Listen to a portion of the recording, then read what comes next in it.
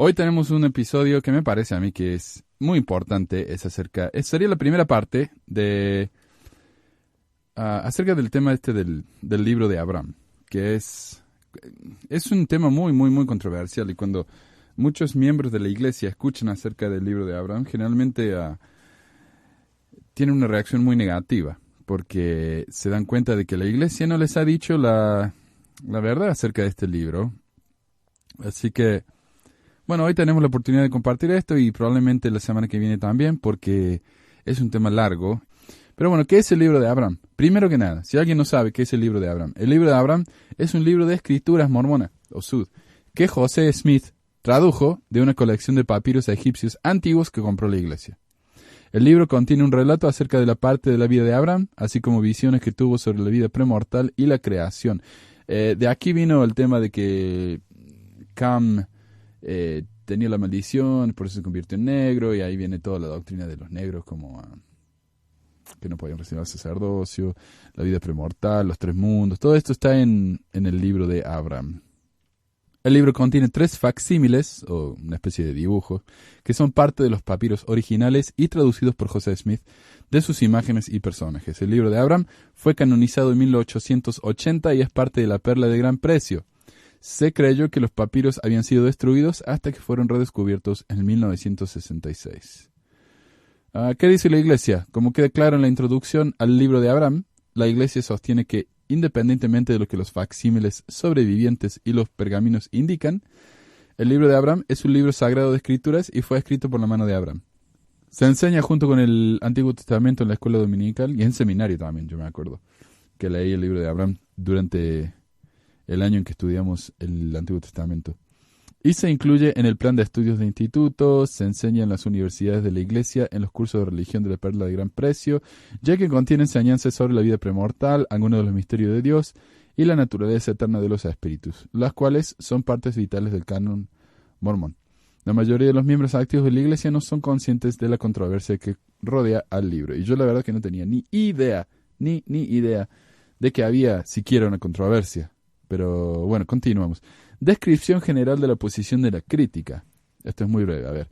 Críticos Sud señalan que dado que los papiros originales han sido examinados tanto por egiptólogos mormones como no mormones, y ambos grupos han indicado claramente que los rollos son textos funerarios que no tienen nada que ver con Abraham o nada de lo que se menciona en la escritura Sud, el libro de Abraham no puede haber sido traducido del pergamino como José Smith afirma, por lo que es un libro falso de escrituras. Además, dado que las traducciones de los facsímiles se tomaron de las copias de los papiros originales y cada uno contiene tales errores de traducción flagrantes como describir a los dibujos de mujeres y hombres y jarras como ídolos canópticos. Los críticos rechazan la afirmación hecha por los apologistas que el libro de Abraham fue traducido de rollos que se perdieron. Aún más evidente es que José Smith identificó caracteres específicos en los facsímiles y dio traducciones que los egiptólogos dicen son completamente erróneas. Entonces él vio a alguien en el dibujo ese, en el facsímil, dijo, este es tal y tal, cuando en realidad los egiptólogos pueden ver y traducir lo que dice y saber quién es exactamente esa persona, y sabemos que no es quien José Smith dijo. Pero bueno, vamos a hablar más acerca de eso más adelante. Creencias de los miembros. Ok, acá tenemos la historia del libro de Abraham. En julio de 1835, un empresario viajante de entretenimiento llamado Michael Chandler trajo una exhibición de 4 momias egipcias y papiros a Kirkland, Ohio, el hogar de los santos de los últimos días. El papiro contenía jeroglíficos egipcios, los cuales intrigaron al profeta José Smith. Como profeta y vidente de la iglesia, José recibió permiso para ver los rollos de papiros en la exposición, de los que pronunció un maravilloso descubrimiento. Y él escribió en la Historia de la Iglesia, volumen 2, página 236. Con W. Phelps y Oliverio Cowdery como escribas, comencé la traducción de algunos de los caracteres o jeroglíficos, y descubrí que para nuestra gran alegría, uno de los rollos contenía los escritos de Abraham, otro los escritos de José en Egipto, etc. Una descripción más completa de lo que aparecerá en su lugar a medida que procedo a examinar o desplegarlos. Verdaderamente podemos decir que el Señor está comenzando a revelar la abundancia de paz y de verdad. Y esto me hace acordar como José encontraba revelaciones y cosas de escritura en todos lados. Ya hablamos de que una vez cuando él fue en un viaje de expedición, creo que fue en Nabú, encontró una montaña con huesos de indios locales. Y él dijo, este indio era el profeta Zelf, así se llama el profeta. Este es el profeta Zelf, que fue un líder la manita, bla, bla, bla. Inmediatamente tuvo una revelación de quién era el indio ese. Así que no, él era famoso por encontrar revelaciones por todos lados. Asombrado por su buena suerte en encontrar no solo los escritos del patriarca bíblico Abraham, sino también los de José de Egipto, varios miembros de la iglesia juntaron dinero y compraron los papiros y momias por $2,400, que en esa época era muchísimo dinero. Después de unos 7 años, José terminó la traducción del pergamino, que él llamó el libro de Abraham, pero murió antes de traducir el rollo del libro de José. Wilford Woodruff escribió en su diario el 19 de febrero de 1842 que el libro de Abraham fue literalmente escrito por el propio Abraham. Esto haría que el libro de Abraham pasara a ser el único ejemplar original existente de un libro de escritura, porque todo lo que tenemos hoy en día de la Biblia son copias de copia, de copia, de copia, de copia. Y en ninguna parte dice, por ejemplo, que el Génesis y todo eso fue escrito por Moisés, a pesar de que muchos creen que lo fue. De hecho, el libro mismo relata la muerte de Moisés y cómo fue enterrado. Entonces, ¿cómo podría él haber escrito eso, no? Pero este sería entonces el único ejemplo de una escritura antigua en el original. También establecería la fecha de registro de Abraham, aproximadamente el 2000 años antes de Cristo, hasta unos 500 años antes del libro de Génesis, escrito por Moisés entre el 1440 y el 1400 antes de Cristo. José el Vidente. A ver, ¿quién dice esto? Este es el diario de Wilford Woodruff. José el Vidente nos ha presentado parte del libro de Abraham, el que fue escrito por su propia mano, pero escondido del conocimiento del hombre y por los últimos 4000 años. Pero ahora ha salido a la luz a través de la misericordia de Dios. El libro de Abraham es considerado por la iglesia mormona que ha sido escrita por el propio Abraham, como dijimos. Y en el propio prefacio del libro de Abraham dice, Libro de Abraham, traducido del papiro por José Smith. Una traducción de los anales antiguos que han llegado a nuestras manos procedentes de las catacumbas de Egipto. Los escritos de Abraham, mientras se hallaban en Egipto, llamado el libro de Abraham, fue escrito de su propia mano en papiro. A partir de marzo de 1842, la publicación del periódico mormón Times and Seasons comenzó a publicar regularmente cuotas quincenales del texto del libro de Abraham, incluyendo xilografías de 3 facsímiles de los ejemplos más significativos de la colección de material que estaba con las momias. Hay que explicar qué son estos facsímiles. Los papiros originales tenían escritos y tenían dibujos. ¿Cómo se llaman? Xenofontes, algo así. Que son unos círculos llenos de dibujos adentro. Como a veces divididos en líneas, como si fueran varios pisos de un edificio. En cada línea había una especie de dibujo que representaba personas, jarras, dioses, etc. José Smith copió estos facsímiles y son los 3 copió estos xenofontes, no me acuerdo cómo se llaman, pero copió estos 3 dibujos y están ahí en el libro de Abraham. Si ustedes abren el libro de Abraham o se van ahí a lds.org, pueden ver, está todo ahí. Incluso con la interpretación de José Smith de qué significa cada dibujo en el xenofonte. Entonces, eso es a lo que nos referimos cuando decimos los facsímiles. Y los facsímiles mismos tienen muchísimos problemas. Pero vamos de nuevo a continuar. A partir de ese momento, hasta su muerte en 1844, José usó material del libro de Abraham en sermones, conferencias y otros escritos. En 1851 se publicó en forma de folleto en Inglaterra como parte de una pequeña colección de los escritos de José titulado La Perla de Gran Precio. La Perla de Gran Precio también incluye el libro de Moisés, que no fue traducido de ningún lado. José Smith simplemente tuvo una revelación y le llegó. O sea que si hubiera hecho lo mismo con el libro de Abraham, tal vez hubiera tenido mucho menos controversia. Me llegó por revelación, así que no hay ningún documento para probar de que me equivoqué. A ver, en 1878 la Iglesia Mormona en los Estados Unidos la publicó de nuevo en forma similar y en 1880 el libro de Abraham, por el voto unánime de las autoridades Sud, fue canonizado como escritura oficial de la Iglesia. Muy bien. La pregunta que muchos miembros Sud pueden tener. Las planchas del libro de Mormón, que fueron utilizadas por José para traducir el libro de Mormón, fueron llevadas de vuelta por el ángel Moroni, por lo que al aceptar que fue traducido es sobre todo una cuestión de pura fe. O sea, uno no puede ver los originales de las planchas de oro y ver el libro de Mormón y decir, sí, esta es una traducción fiel. No se puede, porque las planchas fueron llevadas por Moroni por alguna razón, se las volvió a llevar. Sin embargo, como los papiros egipcios que José utilizó para producir la escritura del libro de Abraham aún permanecen en la tierra, es posible que otros puedan examinar estos documentos. Como los jeroglíficos del idioma egipcio no se habían descifrado cuando José recibió los papiros, los egiptólogos no podían verificar que la traducción de José era correcta.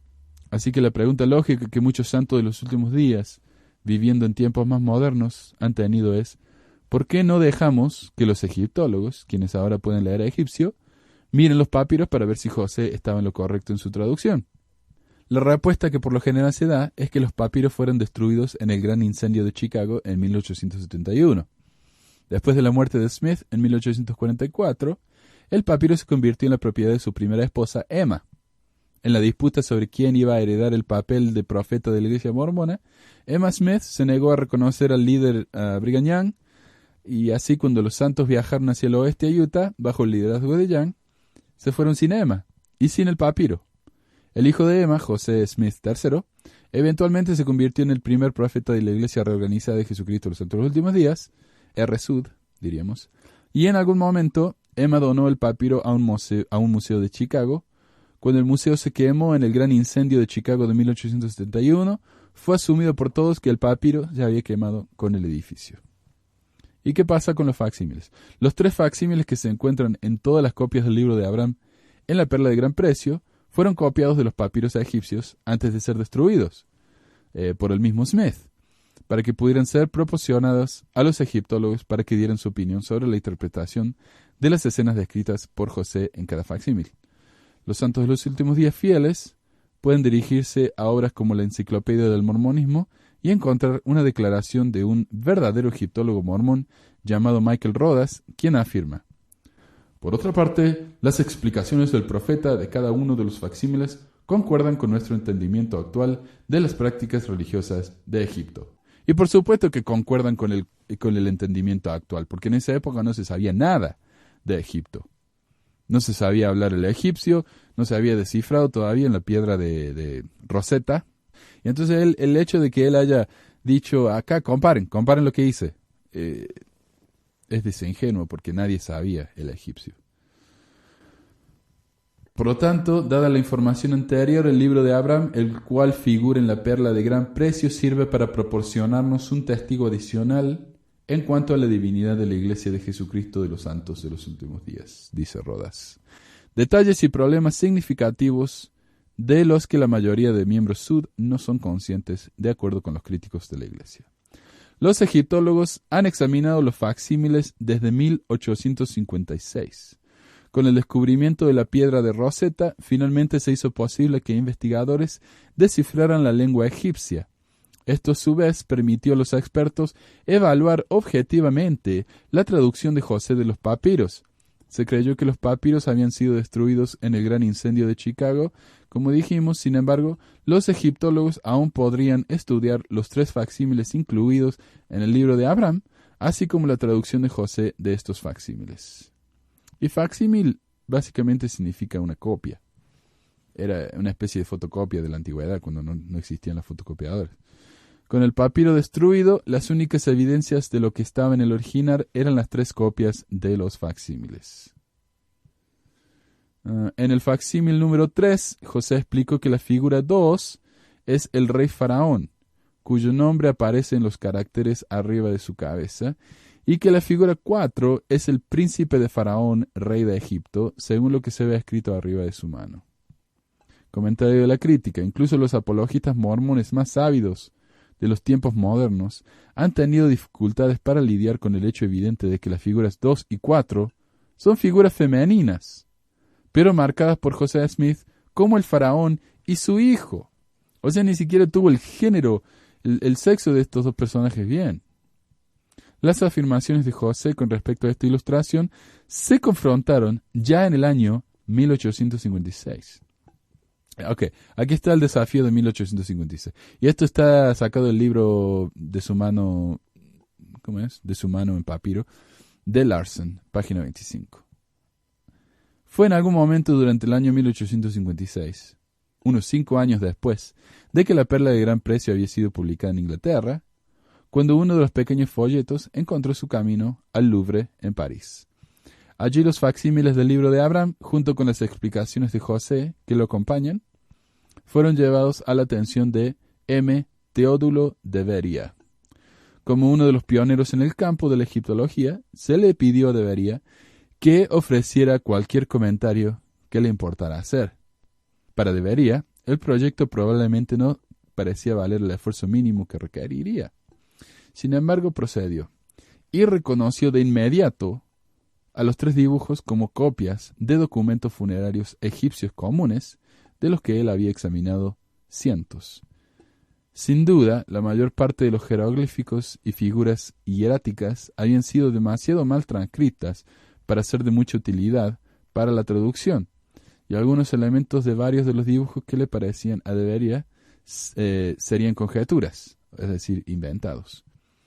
Probablemente restauraciones incorrectas de tramos pendientes de los papiros originales. Es decir, de Beria vio este dibujo y dijo, esto no es un escrito de Moisés, este es el mismo dibujo que vi cientos y cientos.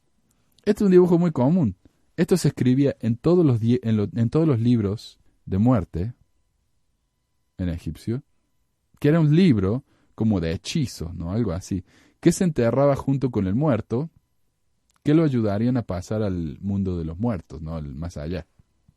Entonces este era un libro muy común, es como poner una Biblia con un ataúd y alguien dentro de 5.000 años encuentra la Biblia y dice, miren, estos son los escritos del famoso tal y tal. No, es una Biblia, eso es todo, es una Biblia común. Y el otro problema que encontró de Beria, es que José Smith, cuando él copió ¿cómo se llaman? Los hierofontes o lo que fuera, ¿no? Los copió tan mal que era en parte medio como ridículo, ¿no? Él en general vio la figura y dice, sí, este es el libro de los muertos, pero cuando él lo copió tan mal, y se ve que el papiro de José Smith tenía algunos huecos, ¿no? Algunas partes que estaban vacías o en blanco, y él las rellenó, las imaginó, ¿no? Las inventó, y ahí de Beria inmediatamente reconoció esto, ya en 1856. ¿Qué más dice? Okay. Sin embargo, la mayoría de los principales elementos encajan muy bien en el patrón establecido asociado a la mitología egipcia y la preparación de los documentos funerarios comunes, como dije. Suficiente de la escritura era legible para de Beria como para que pudiera descifrar los nombres y títulos de los diferentes dioses y diosas egipcias, y en uno de los dibujos, facsímil número 3, pudo determinar el nombre del difunto egipcio para quien el libro había originalmente sido preparado. De nuevo, si encontramos a una Biblia dentro de un ataúd y al frente de la Biblia dice, esta es la Biblia de Pedrito Gómez, qué sé yo. Ahí está el nombre de... Pero José Smith lo tradujo como, este es el famoso Dios o qué sé yo, qué profeta. O sea, todo mal. En cuanto al facsímil número 3, de Beria escribió, el fallecido dirigido por Ma en la presencia de Osiris. Su nombre es Horus, como puede verse en la oración que está en la parte inferior de la imagen y que está dirigido a las divinidades de los 4 puntos cardinales. De Beria desestimó las explicaciones de José como tonterías sin sentido. Sus declaraciones aparecieron por primera vez en francés en una obra de 2 volúmenes por Jules Remy, titulada Viaje al país de los mormones. París, 1860. El desafío de 1912, porque el de 1856 no fue suficiente, entonces hay otro, 1912. En 1912 se hicieron comentarios aún más cáusticos sobre la interpretación de las imágenes en los facsímiles de Smith. Dice Larson, página 27-28, al menos así fue como el reverendo Franklin S. Spalding, obispo episcopal de Utah, vio la situación en 1912. Fue en ese año que decidió enviar copias de los 3 facsímiles del libro de Abraham a algunos de los principales expertos del mundo de la egiptología, pidiendo a cada uno una evaluación independiente de las interpretaciones de José Smith. Los 8 egiptólogos y semitistas que respondieron fueron unánimes en su veredicto mordaz. La interpretación de José Smith de estos recortes es un fárrago de disparates de principio a fin. Fue el informe del Museo Metropolitano de Arte de Nueva York que añadió que 5 minutos de estudio en una galería egipcia de un museo debería ser suficiente para convencer a cualquier hombre culto de la torpeza de la impostura. Debería de tratar seriamente con el fraude descarado de Smith, escribió otro de Oxford, Inglaterra. Smith ha convertido a la diosa en un rey y a Osiris en Abraham. Desde Chicago, dijeron, demuestra muy claramente que él, José Smith, era totalmente ignorante de la importancia de estos documentos y absolutamente ignorante de los hechos más simples de la escritura y de la civilización egipcia. Y desde Londres se dijo, los intentos para adivinar un significado son demasiado absurdos para ser notados. Puede decirse con seguridad que no hay una sola palabra que es cierta en estas explicaciones. Y así, ¿no? Las críticas siguieron dando la interpretación más completa que se hubo reunido hasta ese tiempo de lo que realmente se trataban los papiros de José, textos funerarios egipcios comunes. No era la historia de Abraham, no era ninguna palabra revelada por Dios, era un texto funerario egipcio común. Y luego vino el desafío de los mormones, expresado por un escritor mormón. En 1913, el escritor mormón John Henry Evans señaló en un artículo de la revista publicada por la Iglesia, el Improvement Era, que menos de una séptima parte de todo el libro de Abraham fue representado por una porción del facsímile, e incluso que solo como acompañamiento al texto. Evans sostuvo que con el fin de dar una buena prueba de la verdadera capacidad de José para traducir a egipcio, y antes de que los eruditos pudieran salirse con las suyas en la carga de que todo el libro de Abraham era una traducción falsa, que tendrían que examinar los papiros originales o una copia de la que se tradujo el libro de Abraham. Entonces Evans dice, es muy injusto de ustedes que critiquen al libro de Abraham simplemente por una copia que hizo José a mano del libro, ¿no? de los facsímiles. Ustedes tendrían que analizar el texto original y ahí se van a dar cuenta de que José tenía razón. ¿Cuál es el problema? Que en esa época el papiro original no existía. Por lo tanto, su desafío era imposible. Pero eventualmente ese desafío se le volvió en contra a la Iglesia porque el papiro fue encontrado. La comparación de los facsímiles interpretado por José y lo que los egiptólogos dicen que significan. Facsímil número 1. Fue redescubierto casi un siglo después de que se había perdido. El facsímil número 1 se encontró en el Museo Metropolitano de Nueva York en 1966. Este apartado se ha tomado de los escritos de Kevin Matthew, donde analiza los facsímiles del libro de Abraham con lo que los egiptólogos dicen que quieren decir. Examinando el libro de Abraham, capítulo 6, por Kevin Matthew. La traducción de los símbolos egipcios, el respirado permiso de Or. Así que ahora que tenemos el documento egipcio original, ¿qué dice? ¿Se corrobora la producción del libro de Abraham de José Smith? ¿Proviene de la época de Abraham? ¿Y estamos realmente viendo la letra de Abraham? Ya que según el prefacio de la edición actual del libro de Abraham, el libro fue escrito por su propia mano. Vamos a empezar con el facsímil número 1, que como resultado es el principio del rollo del papiro.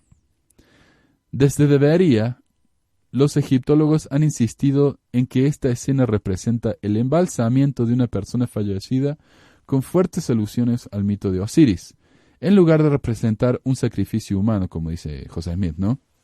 Según él, este es Abraham acostado en una cama o en un altar y está por ser sacrificado. Eso es lo que dijo José Smith. Pero aquí dice, no, eso no es Abraham, ese es el muerto representado ahí en la cama esa.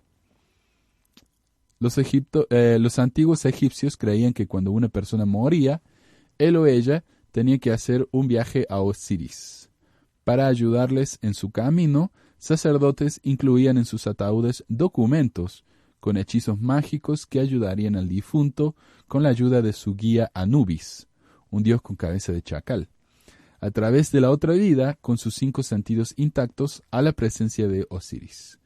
Estos hechizos y diagramas son parte de lo que se conoce colectivamente como el libro de los muertos. No todos los hechizos y los diagramas se utilizaron para todos.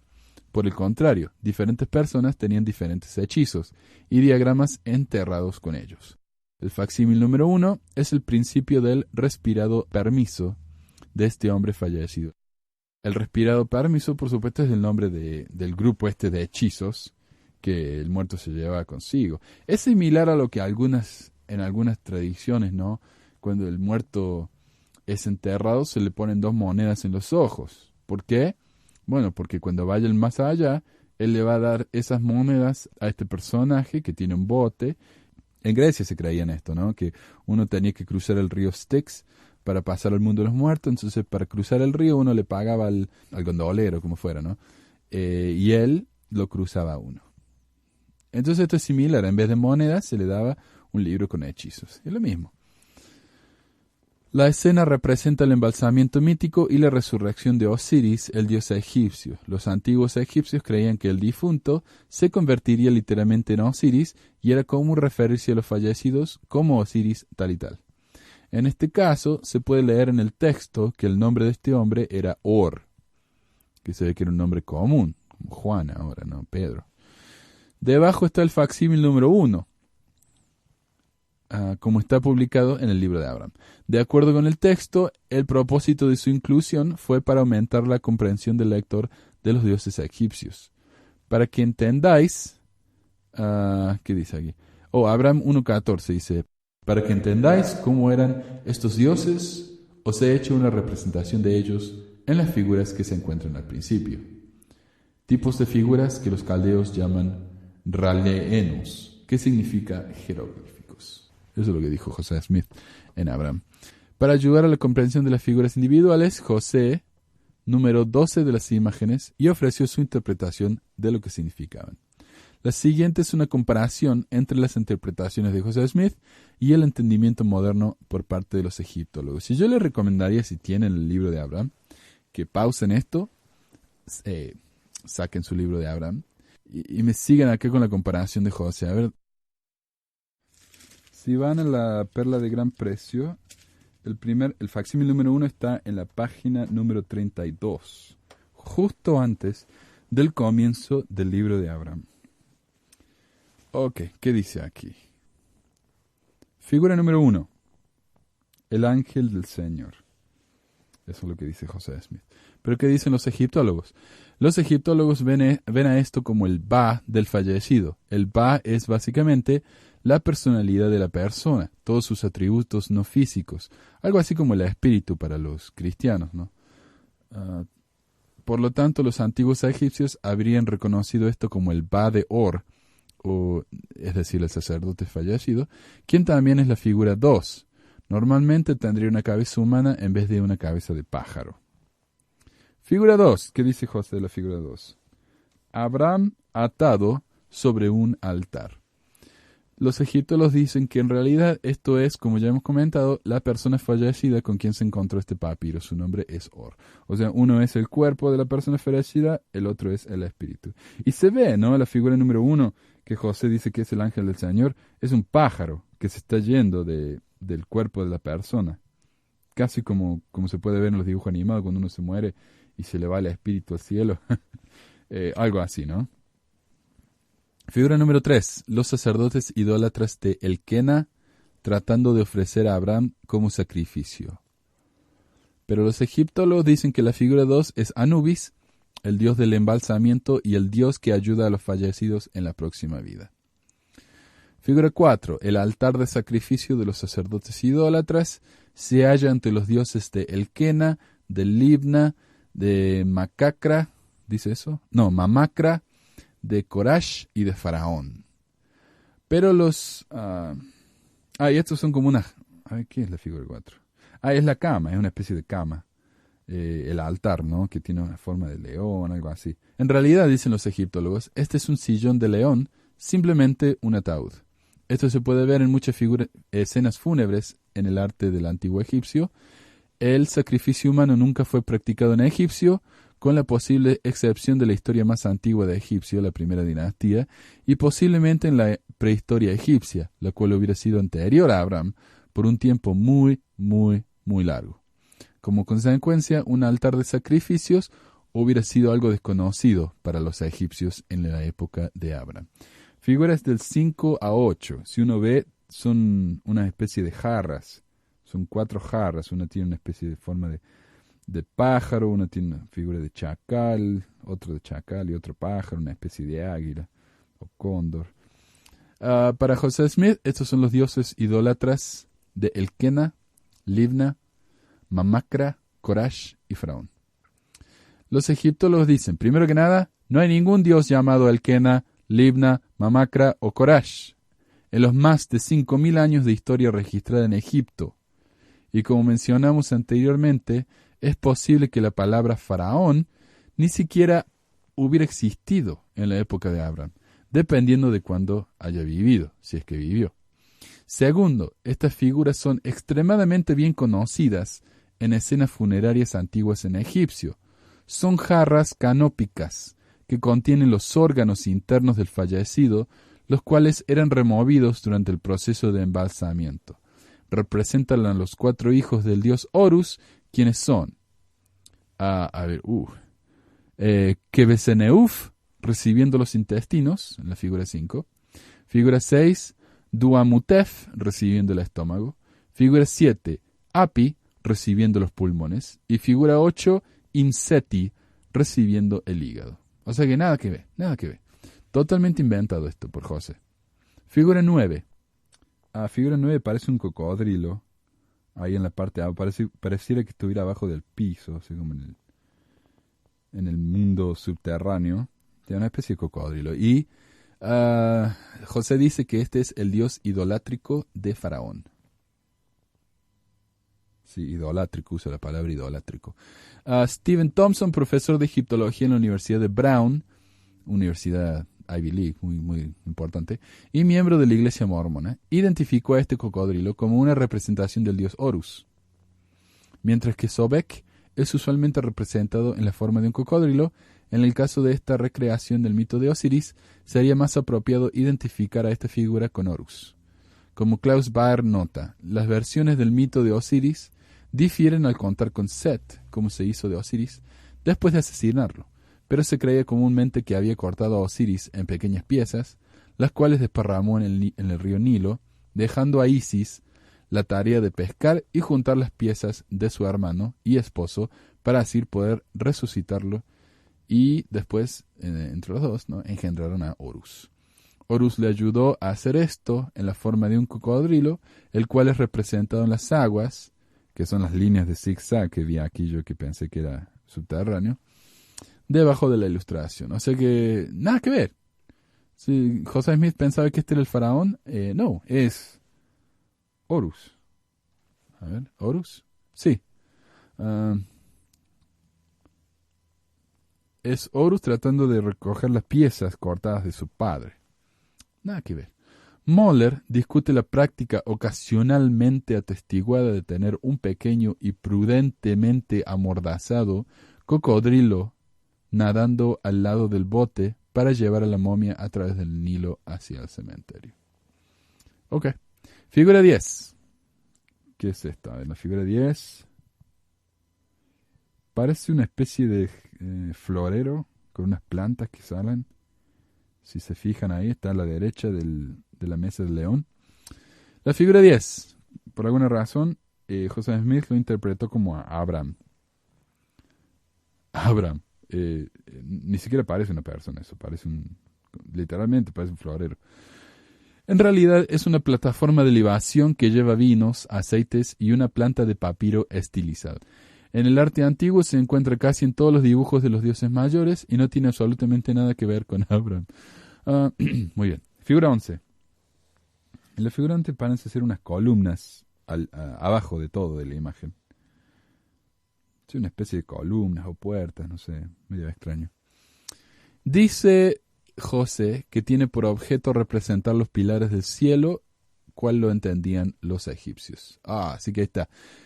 Interpretación de lo que los egipcios sabían o entendían. Al contrario, los egipcios hubieran visto a esto como la fachada de un palacio, llamado un serek, el cual, según el egiptólogo Stephen Thompson, era una decoración común en objetos funerarios.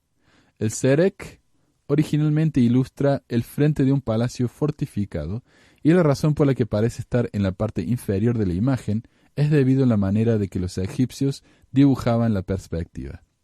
Esta fortificación hubiera sido vista al frente de la escena en vez de estar abajo.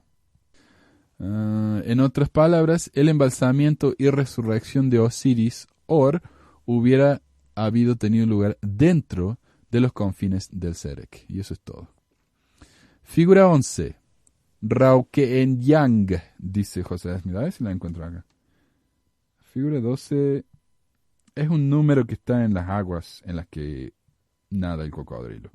Y José Smith dice que es Raukenyang, que significa expansión, o sea, el firmamento arriba de nuestra cabeza, pero en este caso, en relación con este asunto, los egipcios querían indicar Shaumau, estar en alto, o sea, en los cielos, que corresponde a la palabra hebrea Shaumayeem. Así que ahí hizo una conexión con los hebreos y los egipcios y el cielo que está arriba de la cabeza, pero por alguna razón acá en el dibujo está abajo y hay un cocodrilo en el cielo. Es una cosa muy extraña. Primero que nada, ninguna de estas palabras son egipcias. Son todas transliteraciones egipcias. José estaba estudiando hebreo con un profesor, Joshua Seixas, en el tiempo que obtuvo el papiro, y aunque José interpretó estas figuras durante el periodo de transición de Nabu, después de 1838, estas transliteraciones están escritas en el estilo de Seixas. Segundo, estas líneas representan agua, ya lo habíamos dicho, en las que nada el cocodrilo, lo que tiene sentido en este contexto. En la figura 11 hay un palacio fortificado y luego las aguas infestadas con cocodrilos hubieran sido una segunda línea de defensa contra los intrusos, manteniendo a los fallecidos doblemente seguros. Algo así como hacían en Europa, ¿no? En la Edad Media, que tenías el Mot, que se llama en inglés, que es una especie de río o lago alrededor de un castillo lleno de cocodrilos, y después de eso estaba ya el castillo, para defenderse de los enemigos, ¿no? Bueno, eso es todo lo que voy a hablar hoy. Tenemos 2 facsímiles más, un par de comentarios más, así que vamos a continuar la semana que viene. Así que bueno, eso es todo por hoy y gracias por escucharnos y nos estamos hablando pronto. Gracias.